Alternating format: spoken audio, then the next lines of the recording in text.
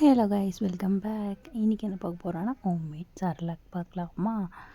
அதுக்கு அரிசி 1 கப் எடுத்துக்கோங்க. அதுக்கப்புறம் வேர்க்கடலை, கொள்ளு, அதுக்கப்புறம் உளுந்து, கடலைப்பருப்பு, துவரம்பருப்பு, அதுக்கப்புறம் பிஸ்தா,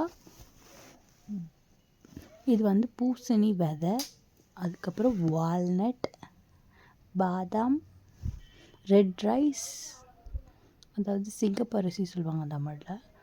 நெக்ஸ்ட்டு பச்சை பருப்பு, பாசிப்பருப்பு, இது எல்லாமே 1/2 கப். வெள்ளை அவல் மட்டும் 1 கப், மக்கானா 1 கப், உடச்ச கடலை 1/2 கப், முந்திரி, அதுக்கப்புறமா கம்பு,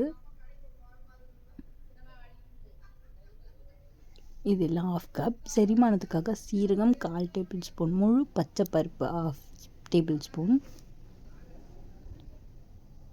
இது எல்லாத்தையும் இப்போ போட்டு வாஷ் பண்ணி எடுத்துக்கலாம்.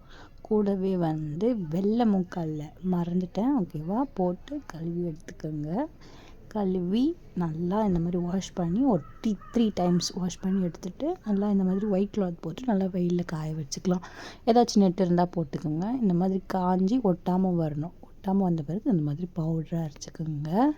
பவுடராக அரைச்சதுக்கப்புறம் இது எப்படி செய்கிறதுன்னு நான் காட்டுறேன், வாங்க பார்க்கலாம். இப்போ ஒரு பவுல் வச்சுக்கோங்க. அதுக்கப்புறம் 1 கப் வாட்டர் ஊற்றிக்கோங்க. வாட்டர் ஊற்றினதுக்கப்புறம் நல்லா பவுடர் போட்டுட்டு நல்லா அந்த ஸ்பூனை வச்சு கலரி விட்டுடுங்க. அதுக்கப்புறமா தான் அடுப்பு பற்ற வைக்கணும். அதை பற்ற வச்சு ஸ்லோ ஃப்ளேமில் வச்சுக்கோங்க. கொஞ்சம் கிண்டி கிண்டி விட்டுட்டிங்கன்னா போதும். என்னோடய பாப்பா கொஞ்சம் குட்டி பாப்பான்றதுனால இந்த மாதிரி வாட்டரையாக கன்வெர்ட் பண்ணியிருக்கேன். உங்களுக்கு வேணும்னா நல்லா தண்ணியாக பார்த்துக்கோங்க.